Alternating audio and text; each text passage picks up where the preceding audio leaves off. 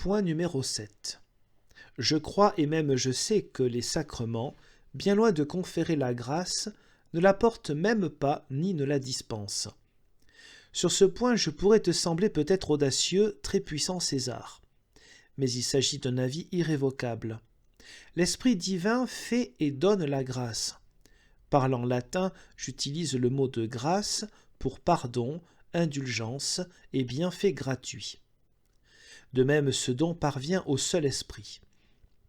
Or, l'Esprit n'a besoin ni d'un conducteur ni d'un véhicule, car lui-même est la force et l'élan qui porte tout, et il n'a pas besoin qu'on le porte. Nous ne lisons jamais dans les Écritures saintes que des éléments sensibles, comme les sacrements, portent à coup sûr l'Esprit avec eux. Si jamais des éléments sensibles ont été portés avec l'Esprit, le porteur fut alors l'Esprit, non les éléments sensibles. Ainsi, en même temps que survenait un vent impétueux, sa puissance portait des langues. Acte 2, versets 1 et suivants. Ce n'était pas la puissance des langues qui apportait le vent. Le vent apportait des cailles et emportait les sauterelles. Nombre 11, versets 31 et suivants. Mais aucune caille ou sauterelle n'avait un vol assez rapide pour apporter le vent. Et quand un souffle de vent si grand qu'il pouvait même soulever les montagnes passa devant Élie, le Seigneur ne se trouvait pourtant pas porté dans ce souffle. 1 Roi 19, verset 11, etc. Bref, l'Esprit souffle où il veut, de même que le vent souffle au gré de sa nature. Tu entends son bruit, mais ne sais d'où il s'est levé, ni où il se repose. Il en va ainsi de tout homme qui naît de l'Esprit. Jean 3, verset 8. Il est éclairé et attiré de façon invisible et imperceptible à nos sens. Jean 6, 44. Voilà ce qu'a dit la vérité. Jean 14, 6. Cette boisson, cette onction, n'apporte donc pas la grâce de l'Esprit.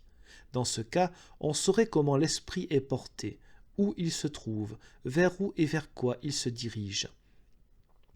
Si, en effet, la présence et l'efficacité de la grâce se trouvent liées au sacrement, alors là où on les apporte, ils agissent, là où ils ne sont pas administrés, tout se dessèche. Les théologiens ne peuvent en appeler à la matière, au substrat, en réclamant la disposition préalable. En effet, disent-ils, la grâce du baptême ou de l'Eucharistie est conférée à celui qui s'y prépare d'avance.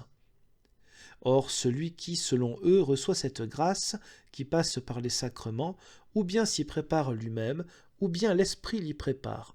S'il s'y prépare par lui-même, alors nous avons un pouvoir qui vient de nous, et on anéantit la grâce prévenante. Si l'Esprit le prépare à recevoir la grâce, je demande s'il opère par le canal d'un sacrement ou en dehors d'un sacrement.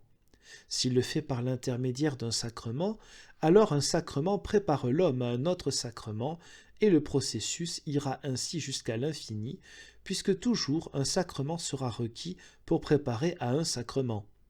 Mais si nous sommes préparés à recevoir la grâce sacramentelle sans sacrement, alors l'Esprit, par sa bonté, est là avant le sacrement, et de même, la grâce a été faite et est présente avant qu'un sacrement soit apporté. On en tire cette conclusion, que j'admets sans réserve en ce qui concerne les sacrements. Les sacrements sont donnés en témoignage public de cette grâce antérieurement présente en chacun en particulier. Ainsi, on donne le baptême devant l'Église à celui qui, avant de le recevoir, a confessé la religion du Christ ou qui a reçu la parole de promesse par laquelle on sait qu'il appartient à l'Église. De là vient que, lorsque nous baptisons un adulte, nous lui demandons s'il croit. S'il répond oui, il reçoit alors le baptême. La foi était donc présente avant la réception du baptême. En conséquence, le baptême ne donne pas la foi. Si on présente un enfant, on demande aux parents s'ils le présentent pour être baptisé, et quand ils ont répondu, par des témoins, qu'ils veulent qu'il soit baptisé, alors on baptise l'enfant.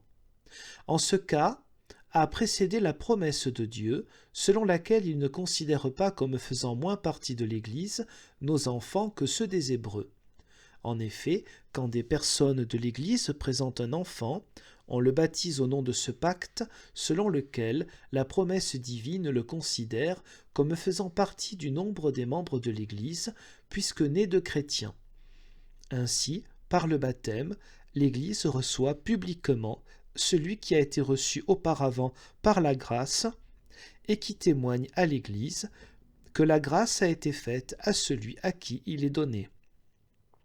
Je crois donc, ô César, que le sacrement est le signe d'une chose sacrée, c'est-à-dire de la grâce déjà faite.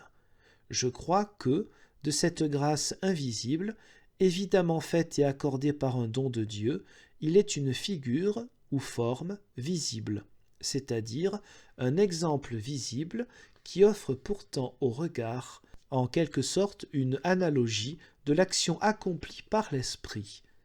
Je crois qu'il est un témoignage public. Ainsi, quand nous sommes baptisés, un élément très pur lave notre corps. Par là est signifié que la grâce de la divine bonté nous a admis dans l'assemblée de l'Église et du peuple de Dieu, où il nous faut mener une vie limpide et pure. Paul présente ainsi le sacrement en Romains 6, les 11 premiers versets.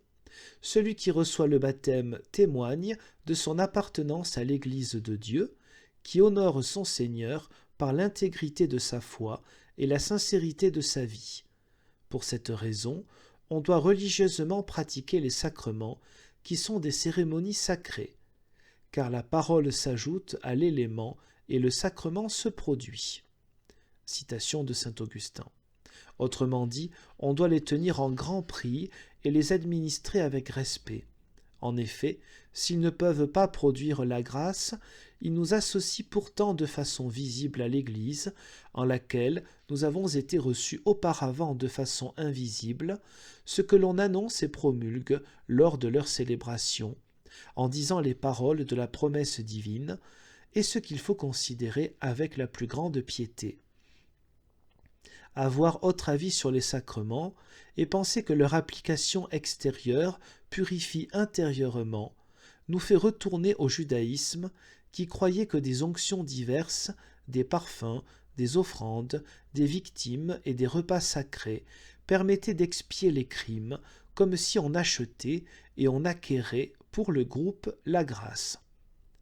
Pourtant les prophètes, surtout Ésaïe et Jérémie, ont toujours critiqué avec la plus grande fermeté cette attitude, en enseignant que Dieu accorde ses promesses et ses bienfaits par libéralité, et non en considération des mérites ou des cérémonies extérieures.